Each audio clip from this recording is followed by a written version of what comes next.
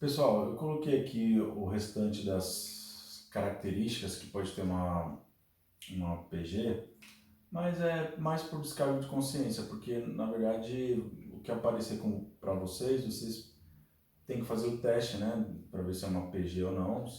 Você verifica se o anterior é o. Bom, pessoal, eu coloquei aqui agora para vocês mais algumas classificações de PG, mas não era tão necessário assim, porque a gente não vai cobrar de vocês que classifiquem uma PG. Você vai ter que achar a PG, achar os termos, ou achar o termo geral, a soma, né? Então, para verificar, né, você vai ter que pegar, para verificar, você vai ter que fazer a divisão, né, para achar a razão, e aí você vai multiplicando a razão pelos termos para verificar se dá do jeito que está aparecendo lá no exercício, ou se você tem que achar a PG, né? Então, no segundo caso, ele fala o seguinte, ó, quando a razão é igual a 1, é óbvio que se a gente vai pegar qualquer número e multiplicar por 1, vai dar sempre ele mesmo. E aí a gente tem um exemplo dessa PG que pode ser chamada de estacionário ou constante, né? Sempre vai dar o mesmo valor.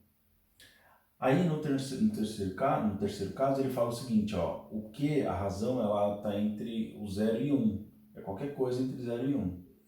E aí deu o exemplo do meio. Aí o que ele fala aqui? Que o A1 é positivo e o último termo ele é menor do que o AN.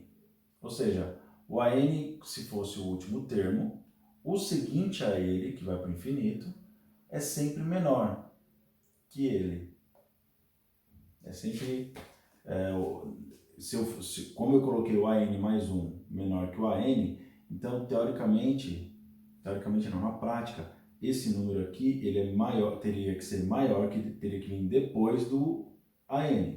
Exemplo, aqui eu coloquei vários números. Se eu colocar um último número aqui, por exemplo, vou colocar aqui o seguinte, vai.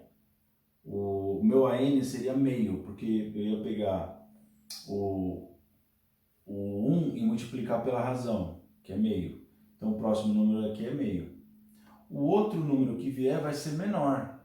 É o que está falando aqui, ó. O próximo número é menor do que o anterior. Esse aqui seria o último, porém tem um que vai vir depois desse último, né? No meu caso seria o último aqui, seria o meio, se eu fosse pensar assim. O próximo já seria menor que meio, seria um quarto, né? Bom, próximo. Aí ele fala assim, ó, aqui o A era positivo, mas se o A for negativo, o A1, primeiro termo, o que vier depois, né, ó, o que vier na sequência sempre vai ser maior.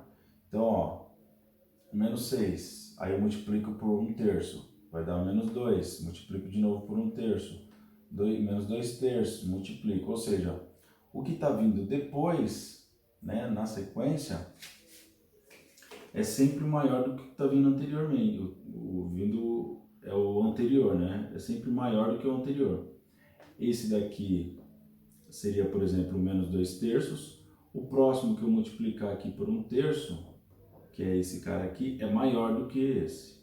Então, isso aqui está falando isso. Que o que vier para frente vai ser maior. Então, ele é crescente. Nesse caso aqui ele era decrescente, né? Porque está diminuindo, né, do maior para o menor. Aqui não, do menor para o maior. No quarto caso, né, pessoal, ele fala que o Q é negativo. Então, se acontecer da razão ser negativa, você sempre vai ter uma progressão aritmética alternante. Então, se você tem o menos 3 aqui, multiplica por menos 2, dá 6. Esse 6 que é positivo, multiplica por menos 2, dá menos 12, e assim por diante. Menos 2 vezes menos 12 vezes menos 2 dá mais 24, e assim por diante. Então, vai alternando os sinais, né?